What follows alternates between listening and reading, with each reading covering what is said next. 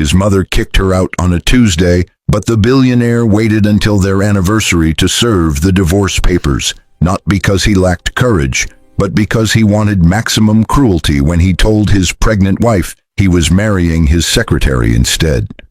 She stood in their penthouse holding the legal documents with one hand and cradling her 6-month belly with the other, watching him pack designer luggage for the honeymoon he'd already booked with another woman, completely unaware that the wife he was discarding owned the pharmaceutical empire that had just made his family's billion-dollar company obsolete. His secretary smiled from the doorway, her diamond engagement ring catching the light, believing she'd won the ultimate prize by stealing a billionaire from his pregnant wife. But she had no idea the woman she'd replaced had been signing acquisition papers between morning sickness episodes. The anniversary card he'd given her that morning was still on the counter, unopened, unwanted, a final insult before the papers, but tucked inside his mother's handwriting revealed the truth. This hadn't been his idea alone. His mother had orchestrated the entire destruction because she'd never forgiven her daughter-in-law for being common. When the wedding invitation arrived 3 weeks later, embossed with gold lettering and his mother's family crest, it included a handwritten note from his mother. "Come see what a real woman looks like in a wedding dress, dear." The final twist of the knife from a woman who'd spent years trying to break her. His secretary had no idea she was marrying into a family that measured worth in bloodlines and bank accounts. And his mother had no idea her son was marrying down in ways she couldn't imagine. But none of them knew the pregnant ex-wife they'd humiliated was the trillionaire's daughter who'd been living undercover to test if love could survive without money. What she did when she arrived at that wedding didn't just stop the ceremony. It exposed 3 years of deception, revealed whose money had actually been funding his billionaire lifestyle, and destroyed his mother's social standing so completely that the country club would revoke her membership before the reception ended. Could a man who'd chosen his secretary over his pregnant wife ever comprehend he'd divorced the only woman who'd loved him when he had nothing? Would his mother survive the revelation that she'd been insulting the one person keeping their family fortune alive? And would his secretary stay at the altar when she discovered the billionaire she was marrying was actually bankrupt? Dear viewers, this powerful story reveals how cruelty destroys those who wield it, and why authentic love always outweighs superficial status. You'll discover that silence can be your greatest strength, that family manipulation poisons everything it touches, and that people who underestimate you often hand you the ultimate advantage. Watch how patience and dignity triumph over betrayal and cruelty. What would you have done in Elena's position? Drop your thoughts in the comments below. Would you have revealed your identity earlier or played the long game? Subscribe now for more captivating stories that entertain, educate, and inspire you to recognize your own worth. The penthouse smelled like vanilla cake when Elena walked through the door. But what struck her wasn't the sweetness. It was seeing her husband's secretary standing in her kitchen, wearing the apron she'd bought for their first anniversary. Amanda didn't look guilty when their eyes met across the marble island. She looked victorious, her manicured fingers resting on a stack of legal folders that didn't belong in a home where they were supposed to be celebrating 5 years of marriage. Elena's hand instinctively moved to her belly, 6 months of pregnancy making every movement deliberate. But what hurt more than the physical weight was recognizing her mother-in-law's handwriting on the documents Amanda was organizing with practiced efficiency. "He's in the bedroom," Amanda said, her voice carrying none of the professional courtesy she'd maintained during 3 years of working as Jonathan's executive assistant. But every word dripped with the satisfaction of someone who'd been waiting for this moment since the day she'd realized her boss's wife wore discount store dresses to company events. Elena wanted to respond with the authority of the woman who actually signed Amanda's paychecks through a web of shell corporations, but she'd spent 5 years perfecting the role of the struggling wife who'd married above her station and breaking character now would ruin everything she'd carefully built. The bedroom door was open when she reached it, and Jonathan didn't stop packing when she appeared in the doorway. He simply glanced at her belly with the expression of a man looking at a problem he was about to solve. His Hermes luggage was spread across their bed, the same bed where they'd conceived the child he now viewed as an inconvenience. But what made Elena's throat tighten wasn't the betrayal she'd been expecting for months. It was seeing him pack the watch she'd given him for their 3rd anniversary, the one she'd saved for by taking extra shifts at the hospital, where she'd been pretending to work as a nurse. "The papers are on the kitchen counter," Jonathan said, folding a cashmere sweater with the care he'd stopped showing their marriage 2 years ago. But his hands trembled slightly in a way that told Elena this wasn't as easy as he was pretending. She'd known him since college, back when he'd been a graduate student living on ramen and ambition, and she'd loved the version of him that existed before his mother's money had transformed him into someone who measured worth in stock portfolios and social connections. "Our anniversary is today," Elena said quietly, not as an accusation but as a simple statement of fact, watching his reflection in the mirror as he continued packing without meeting her eyes. The vanilla cake she'd spent the morning baking was still cooling in the kitchen, next to the card he'd given her at breakfast, the same card she hadn't opened because she'd recognized his mother's handwriting on the envelope and knew whatever message it contained would be designed to destroy her on a day that should have been about celebration. "That's why I chose today," Jonathan replied, and the calculated cruelty in his voice reminded Elena exactly why she'd spent 5 years documenting every manipulation, every family dinner where his mother had humiliated her in front of business partners, every moment when he'd chosen his mother's approval over his wife's dignity. He zipped the suitcase with a finality that echoed through the room, but what he didn't know was that the honeymoon he'd booked in Bali was being charged to a credit card funded by Elena's pharmaceutical empire, the same empire that had just acquired the patent rights that made his family's cosmetics company worthless. Amanda appeared in the doorway behind Elena, her presence a silent announcement that this wasn't just a conversation between husband and wife anymore. But what made Elena's stomach turn wasn't the other woman's audacity. It was seeing Jonathan's face soften when he looked at Amanda in ways it hadn't softened for Elena since before the pregnancy test had shown positive. The diamond on Amanda's finger caught the afternoon light, a 2-carat announcement of intentions that should have remained hidden until after the divorce was finalized. But Jonathan's mother had never been patient when it came to removing obstacles from her son's path. "I'm marrying Amanda in 3 weeks, Jonathan said, as if announcing a business merger rather than the destruction of a 5-year marriage. But his hand shook slightly when he picked up his suitcase, a tremor that revealed the conscience he was working hard to suppress. Elena watched him walk past her toward the door, followed by Amanda, whose perfume now filled the spaces where Elena's presence used to matter. And she said nothing because anything she revealed now would compromise the plan she'd been building since the day his mother had first called her that common girl who trapped my son. The door closed behind them with a soft click that somehow felt louder than slamming, and Elena stood alone in the bedroom that had witnessed both the best and worst moments of her marriage. But what Jonathan and Amanda and his mother didn't understand was that alone was exactly where she was most dangerous. She walked back to the kitchen where the divorce papers waited beside her unopened anniversary card, but she picked up her phone instead, the phone containing 3 years of recorded conversations, financial documentation, and evidence of the fraud that had kept his family's company afloat while they'd all been convinced their wealth was earned rather than sustained by the woman they were currently discarding.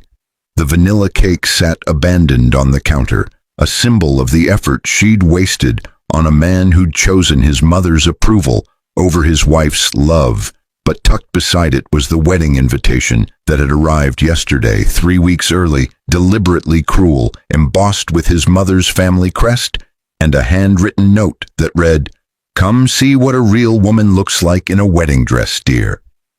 Elena placed her hand on her belly, feeling her daughter move in response to her touch, and smiled at the irony that the child they were all rejecting would inherit an empire that made their billions look like pocket change. She opened the anniversary card then, not because she cared what it said, but because understanding the full scope of his mother's manipulation would make the eventual revelation that much more satisfying. But what she found inside wasn't Jonathan's handwriting at all. It was a note from his mother explaining exactly how she'd orchestrated the entire divorce, including the specific instructions for choosing their anniversary as the delivery date because maximum pain ensures minimum resistance to settlement terms. Elena photographed the note with steady hands, adding it to the collection of evidence that would soon transform from private documentation into public testimony, and called her father's lawyer to confirm the final details of the acquisition that would make her the majority shareholder in Jonathan's family company before he returned from his honeymoon. The lawyer's office smelled like old leather and older money when Catherine Montgomery arrived for what she believed was a routine quarterly review, but what made her pause in the doorway wasn't the unfamiliar faces seated around the conference table. It was seeing the pharmaceutical company logo projected on the screen where her family's cosmetics empire logo usually appeared.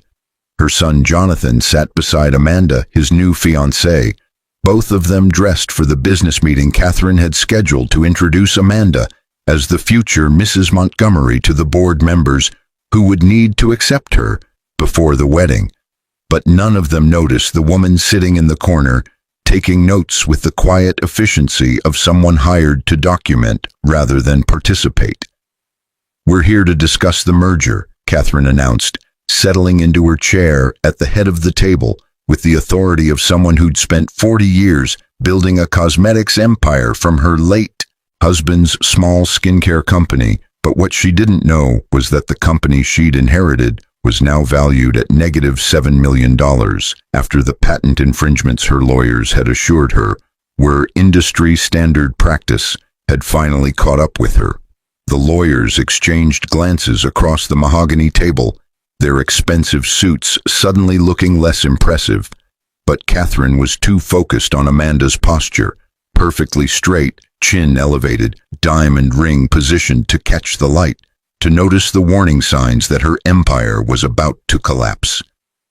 "Mrs. Montgomery," the lead attorney began, sliding a folder across the table with hands that trembled, despite his decades of experience delivering bad news to wealthy clients.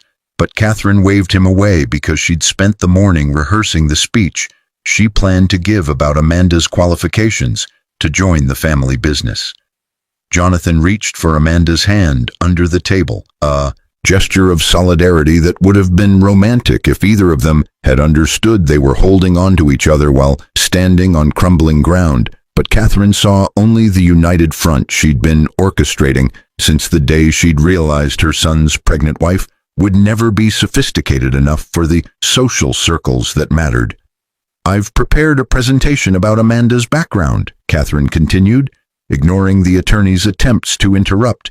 But what she failed to notice was that the woman in the corner had stopped taking notes and was now filming the entire meeting with equipment that looked far too professional for a standard corporate stenographer. The presentation Catherine had spent weeks perfecting appeared on the screen. Amanda's MBA from Columbia, her 5 years of executive experience, her family connections that would open doors. The Montgomery name alone could no longer access, but each slide was interrupted by the attorneys, increasingly desperate attempts to redirect the conversation to the actual purpose of this meeting. "Mrs. Montgomery, we need to discuss the acquisition," the attorney said finally, his voice carrying the weight of someone who knew his career depended on delivering information his client refused to hear. But Catherine's attention was fixed on Jonathan's face, as he watched Amanda's credentials appear on screen. The pride there was exactly what Catherine had been working toward since the day she'd hired Amanda as his assistant 3 years ago. What Catherine remembered was the strategic planning that had gone into positioning Amanda in Jonathan's office, the carefully orchestrated late nights that had transformed professional admiration into personal attraction, and the satisfaction of watching her son finally choose ambition over the sentimentality that had led him to marry a woman who wore discount store clothes to charity galas. The pharmaceutical company that acquired your patents is here to discuss terms, the attorney continued, and this time his words cut through Catherine's self-congratulation like ice water through champagne. But what made her freeze wasn't the mention of acquisition. It was seeing the pharmaceutical company's CEO enter the room wearing a maternity dress that looked strangely familiar. Elena walked to the front of the conference room with the measured pace of someone whose pregnancy made heels impractical, but her posture carried none of the defeated slump Catherine had been expecting from the daughter-in-law she'd successfully removed from her son's life. "Hello, Catherine," Elena said, and the use of her first name, without the respectful Mrs. Montgomery that Catherine had always demanded, was the first indication that the power dynamics in this room had shifted in ways Catherine hadn't anticipated. Jonathan's face went white as he recognized his ex-wife, but Amanda's confusion was almost comical as she looked between the pregnant woman at the front of the room and the presentation about her own qualifications still frozen on the screen behind her. "What is she doing here?" Catherine demanded, rising from her chair with the indignation of someone unaccustomed to being surprised in her own conference room. But Elena simply nodded to her attorney, who dimmed the lights and replaced Amanda's credentials with a different presentation, this one showing 3 years of financial records that revealed exactly how the Montgomery Cosmetics empire had been staying afloat. Each slide was a revelation that made Catherine's empire look less like a thriving business and more like a house of cards built on patent infringements, fraudulent investors, and loans that had been guaranteed by someone Catherine had spent 5 years calling that common girl who trapped my son. "I've been your primary creditor for 3 years, Elena said calmly, her hand resting on her belly in a gesture that reminded everyone in the room exactly what Catherine had been willing to sacrifice for social status. But what made Catherine sink back into her chair wasn't the financial revelation. It was seeing the documentation of every cruel comment, every humiliating family dinner, every moment when Catherine had used her power to make Elena feel worthless, while Elena had been quietly keeping Catherine's entire empire from bankruptcy. The screen showed text messages between Catherine and Jonathan, including the one from their anniversary where Catherine had written, "Serve the papers today. Pregnant women are too emotional to negotiate properly." Jonathan stood abruptly, his chair scraping against hardwood floors that had witnessed countless business victories for his family, but would now witness their complete destruction. But when he tried to speak, Amanda grabbed his arm with a grip that revealed she was doing calculations of her own, weighing the man she'd won against the empire she'd thought came with him. Catherine watched her son's face cycle through denial, understanding, and horror as he realized the woman he'd divorced on their anniversary had been the only thing preventing his family's financial collapse.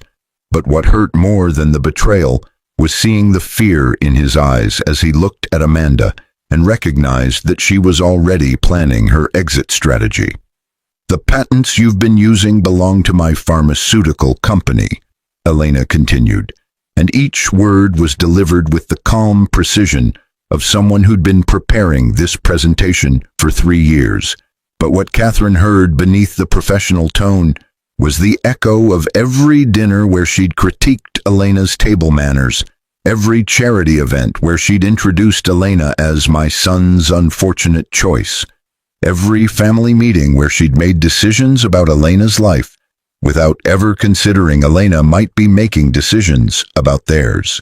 The financial projections appeared on screen next, showing that without Elena's patents and financial backing, the Montgomery Cosmetics empire was worth less than the legal fees they'd be facing for the fraud Catherine had committed while building her self-made success story. "You did this," Catherine whispered, but the accusation fell flat because everyone in the room could see the documentation proving that Catherine had orchestrated her own destruction through years of cruelty toward the one person who'd been protecting her, and what made it truly devastating was realizing that Elena hadn't acted out of revenge, but out of simple business sense. She'd withdrawn support not because Catherine had been cruel, but because Catherine's cruelty had finally made continuing the charade pointless.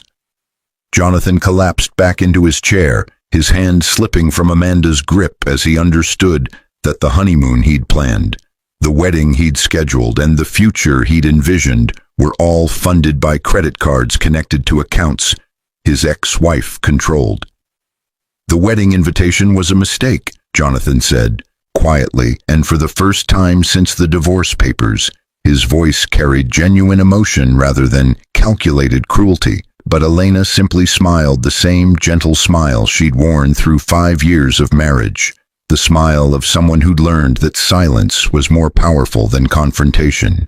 Catherine looked at her son holding the woman he'd chosen over his pregnant wife, both of them realizing simultaneously that they'd traded authentic love for social ambition and discovered too late that the social standing they'd been chasing was built on the very foundation they'd been destroying. "I'll be attending the wedding," Elena said, gathering her documents with movements made awkward by her pregnancy but dignified by her complete control of the situation. But what she didn't say, what she didn't need to say, was that her attendance wouldn't be as the humiliated ex-wife Catherine had been expecting to witness, her own replacement, but as the creditor coming to collect on debts that couldn't be paid in money alone. The country club chapel was decorated with white roses and crystal chandeliers when Elena arrived, but what made her pause at the entrance wasn't the opulence her mother-in-law had orchestrated. It was seeing the guest list included every business associate who'd witnessed Catherine's cruelty toward her over 5 years of family events. The society photographer positioned near the altar was the same woman who'd been instructed to crop Elena out of family photos at company parties, but now her camera was pointed at the door where Elena stood in a custom maternity gown that cost more than the entire wedding budget, though no one in the room knew that yet. Catherine stood at the front of the chapel directing last-minute adjustments to Amanda's train with the precision of a general positioning troops, completely unaware that the enemy she'd been preparing to humiliate had already won the war. Amanda looked beautiful in the ivory gown that had required 3 fittings and cost $40,000. But what made Elena's heart ache wasn't jealousy. It was recognizing the desperation in Amanda's eyes as she clutched her bouquet with white knuckles that revealed she'd spent the 3 weeks since the lawyer's office meeting trying to convince herself this wedding was still worth attending. Jonathan stood at the altar in his custom tuxedo, his hands clasped behind his back in a posture that looked confident from a distance but trembled visibly to anyone standing close enough to notice. And Elena wondered if he'd told Amanda the truth about their financial situation, or if he was hoping to make it to the honeymoon before she discovered the credit cards would be declined. "She actually came," Catherine whispered to her sister in the front row, her voice carrying the satisfaction of someone who'd been planning this moment of public humiliation for 3 weeks. But what she'd prepared was a speech about forgiveness and moving forward that would let everyone know Elena had been invited out of charity rather than obligation. The guests turned to stare as Elena walked down the aisle, their expressions ranging from pity to curiosity, but none of them recognized the quiet power in her measured steps, the walk of someone who owned the building they were standing in, though the property transfer wouldn't be public record until Monday morning. "Thank you for coming," Jonathan said, when Elena reached the 3rd row where an usher had positioned her, not in the family section where she'd sat for 5 years of weddings and christenings, but in the general guest area where distant cousins and business acquaintances were seated. His voice carried an apology he couldn't speak aloud, not with Amanda watching from the altar and his mother beaming with satisfaction at successfully orchestrating the social event that would erase his pregnant ex-wife from memory. But Elena saw the truth in his eyes. He knew exactly what was about to happen. He'd known since the lawyer's office meeting, and some part of him had been hoping she wouldn't actually come.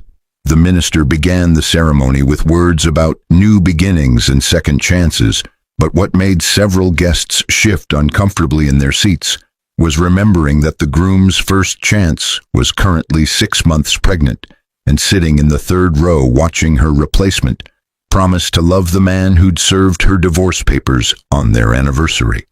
Catherine's smile grew wider with each traditional vow, her satisfaction visible to everyone except Amanda, who was too focused on getting through the ceremony to notice her future mother-in-law's victory expression. But Elena noticed because she'd spent 5 years learning to read Catherine's moods as a survival mechanism in a family that had never wanted her.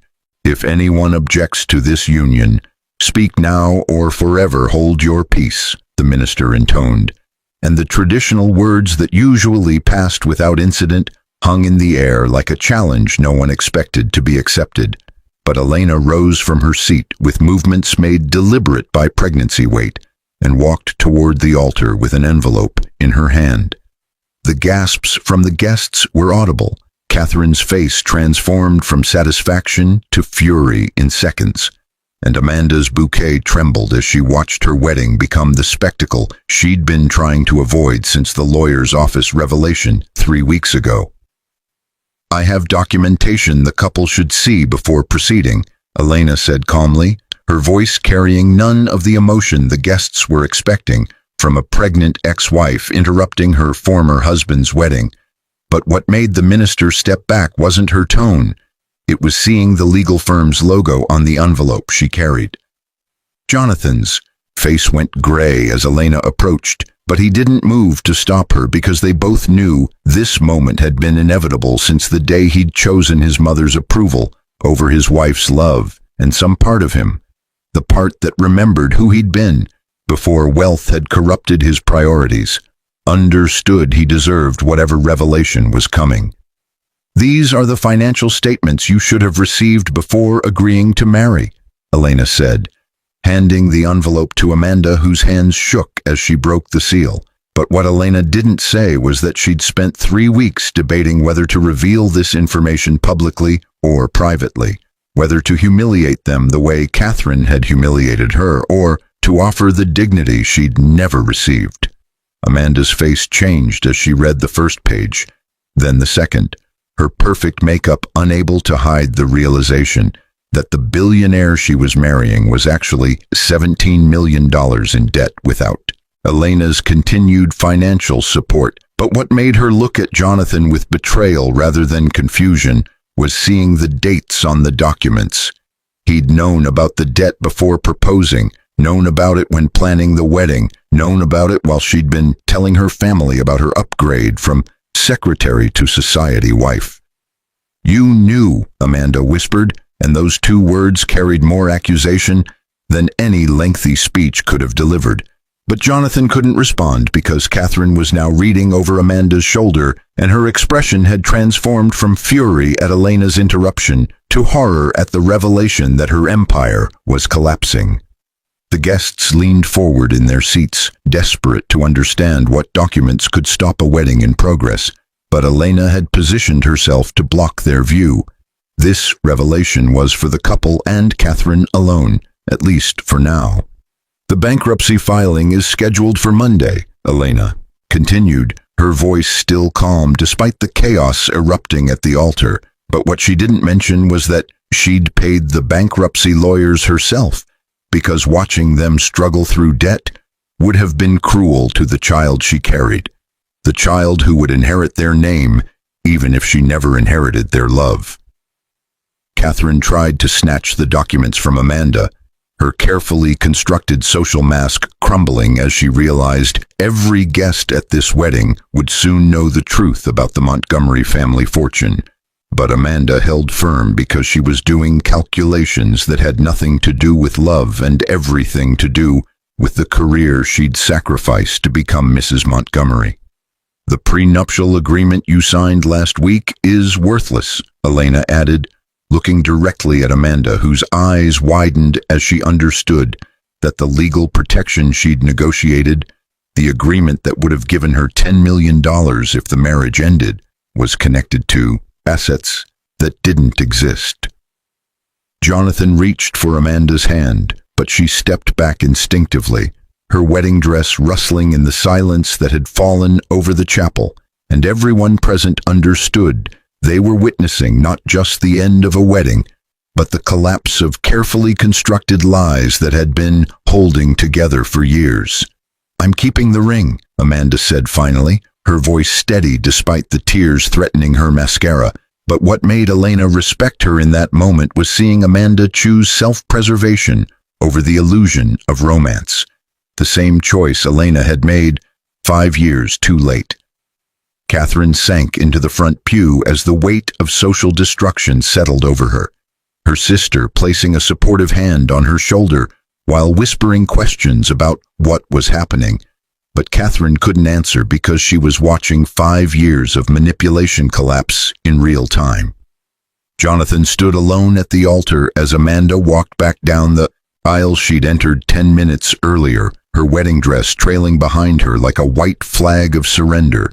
But when he looked at Elena, his expression carried something she hadn't expected, not anger or humiliation, but a profound regret that seemed to age him 10 years in seconds. The guests began whispering, their phones emerging from designer bags, despite the no photography policy, and Elena knew that by evening the story would be everywhere. Not the version Catherine had planned, where Elena was pitied and dismissed, but the truth about a family whose cruelty had finally consumed itself. "I loved you," Jonathan said quietly, the words meant only for Elena, though several nearby guests strained to hear. But what made Elena's hand move protectively to her belly was recognizing that he was using past tense, not because the love had died when he signed the divorce papers, but because he understood the version of himself she'd loved no longer existed. Catherine stood, then her social training kicking in as she tried to regain control of a situation that had already spiraled beyond her management. But the guests were already leaving, and their departure was more devastating than any words Elena could have spoken. They were abandoning the Montgomery family not because of the financial collapse, but because Catherine's years of cruelty had finally been exposed as the desperate actions of someone whose empire was built on borrowed money and stolen patents. "The country club membership will be revoked by Tuesday," Elena said to Catherine, not as revenge but as simple fact, watching the older woman's face crumble as she realized the social standing she'd protected so viciously was evaporating. Catherine had spent 40 years building an empire based on appearance rather than substance, and what made it truly tragic was realizing she'd sacrificed her son's genuine happiness for a facade that had been collapsing all along, held up only by the daughter-in-law she'd spent 5 years trying to destroy. The chapel was nearly empty when Jonathan finally sank to his knees, but what made Elena's breath catch wasn't seeing her ex-husband broken at the altar where he should have been married. It was watching his mother remain seated in the front pew, still refusing to acknowledge the destruction her cruelty had caused, even as their world collapsed around them. The minister had retreated to the vestry with the practiced discretion of someone who'd witnessed family disasters before, but the handful of guests who remained were no longer pretending to look away, their phones recording every moment of the Montgomery family's public unraveling for social media posts that would define this story for years to come. "I didn't know," Jonathan said, his voice breaking on words that should have been spoken 3 weeks ago when he'd first seen the financial documents in the lawyer's office. But Elena understood he wasn't talking about the money. He was talking about her, about the woman he'd married in a college chapel 7 years ago, when neither of them had anything but dreams and student debt. His tuxedo was still perfect, his hair still styled with the care his mother had always demanded for public appearances, but his hands trembled against the marble floor as he finally understood what he'd traded for his mother's approval. "You knew enough," Elena replied, not with anger, but with the exhausted honesty of someone who'd spent 5 years watching the man she loved choose family obligation over personal integrity. But what surprised her was feeling tears on her own cheeks, not for the marriage she'd lost, but for the version of Jonathan that had died long before he'd signed the divorce papers.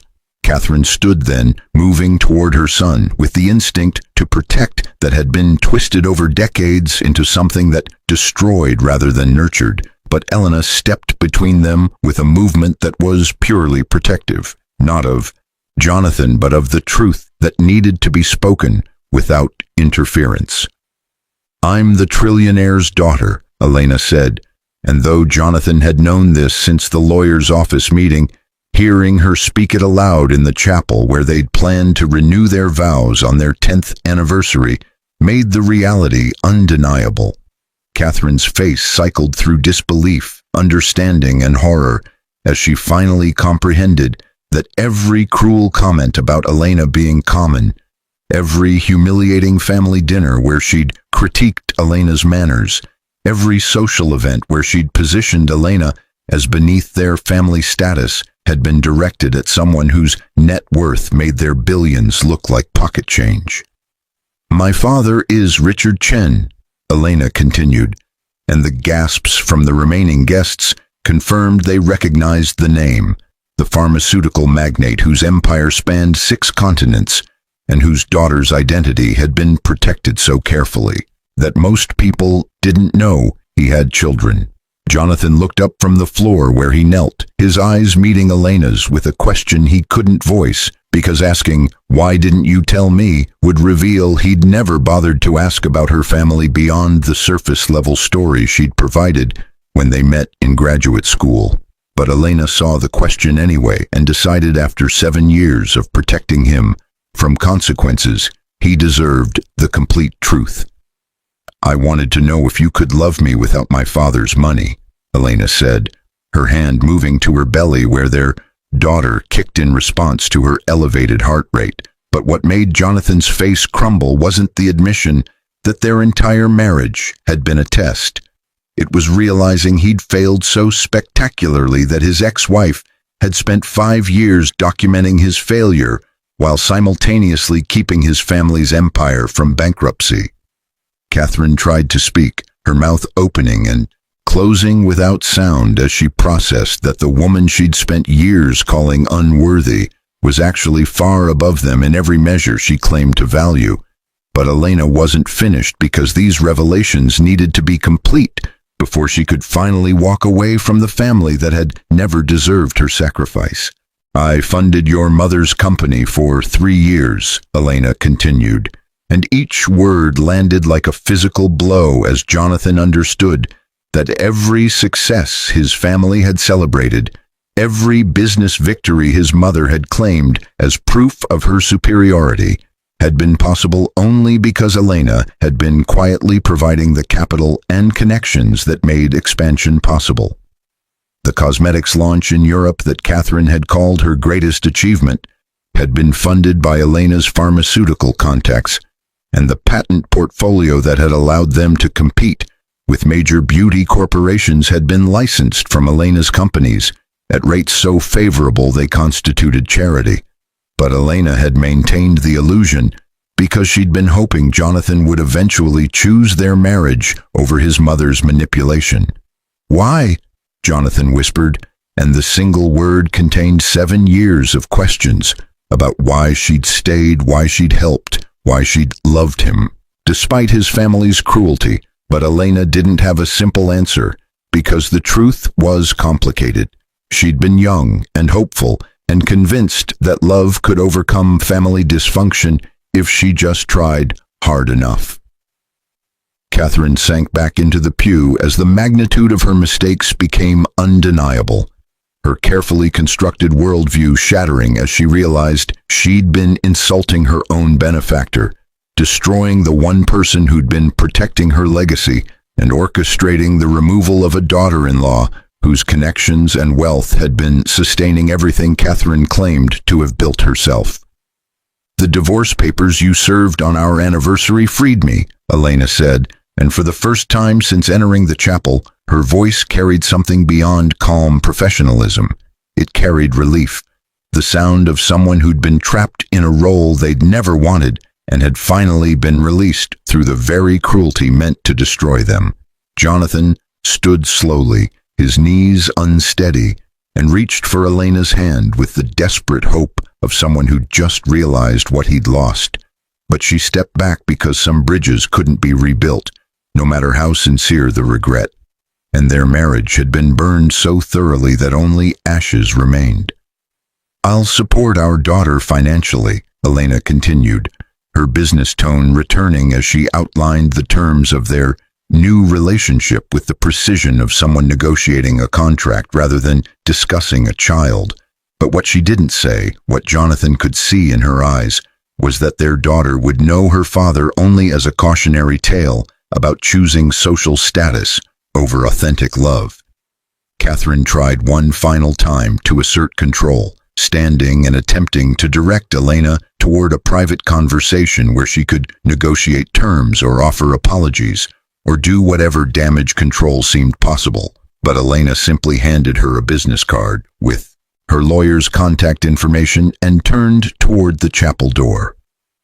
"The building will be sold next month," Elena said as her final revelation, and the casual mention that she owned the country club where Catherine had spent 20 years positioning herself as social royalty was the perfect ending to a story about the consequences of measuring worth in superficial terms. Jonathan followed her down the aisle, his footsteps echoing in the nearly empty chapel. But he stopped at the door because even in his desperation, he understood that some mistakes were permanent, and serving divorce papers to your pregnant wife on your anniversary was the kind of choice that defined character rather than circumstance.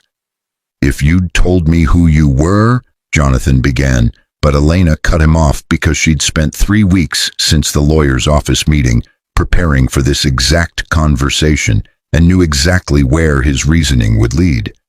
"Then you would have loved my father's money instead of me," Elena finished, and the truth of that statement hung between them like the ghost of the marriage they'd destroyed together, him through weakness and her through tests he'd never known he was taking. Catherine stood at the altar watching her son chase after the woman she'd spent years trying to remove from their family. And the irony of that image was almost poetic. The mother who'd orchestrated this destruction, now watching helplessly as her son experienced the natural consequences of choices she'd encouraged him to make. "Our daughter will know both sides of this story," Elena said as she reached the chapel exit, where her driver waited with the car. But what she meant was that their daughter would understand how her father had traded authentic love for social approval, and how her grandmother had valued reputation over relationships, until both had cost her everything that actually mattered. Jonathan nodded, his eyes red but his tears exhausted, and Elena felt the final connection between them dissolve like sugar in rain, sweet once but impossible to reconstruct once destroyed. The country club's parking lot was filled with departing guests, their conversations animated as they discussed the scandal they'd witnessed. But Elena noticed that none of them had stayed to support Catherine. The woman who'd spent decades cultivating social connections had discovered too late that relationships built on status rather than substance dissolved the moment the status disappeared. Her driver opened the car door and Elena lowered herself into the seat with the careful movements of late pregnancy. But before he closed the door, she looked back at the chapel where Jonathan still stood, watching her leave. "He's on his knees again," her driver observed quietly, and Elena turned to see Jonathan had collapsed once more, This time on the chapel steps where arriving guests should have been throwing rose petals but were instead stepping carefully around a broken man who'd finally understood the magnitude of his mistakes. Catherine rushed to her son's side, her maternal instinct overwhelming her social training, but the image they created, mother and son clinging to each other amid the ruins of their empire, was less tragic than inevitable because people who built their lives on cruelty and status always eventually discovered that both were foundations made of sand. "Take me home," Elena said, and the word home meant the penthouse she'd purchased under her real name, not the apartment where she'd been living as a struggling abandoned wife, but the actual residence that matched her actual status as one of the wealthiest women in the world. Her daughter kicked again, strong and insistent, and Elena placed both hands on her belly as she imagined raising this child without the dysfunction that had defined her marriage, teaching her daughter that worth came from character rather than bank accounts, and ensuring that the cycle of cruelty that had destroyed Jonathan's family would end with her generation. The car pulled away from the country club as the sun set behind the building Elena owned, and in the rearview mirror she watched Jonathan and Catherine become smaller and smaller until they disappeared completely, not just from view but from the story of her life, where they'd occupied space they'd never deserved. Some people might call what happened revenge, but Elena understood it was simply consequence, the natural result of treating people as disposable when they turned out to be irreplaceable, and the price of choosing appearances over authenticity until the choice became permanent and the cost became unbearable.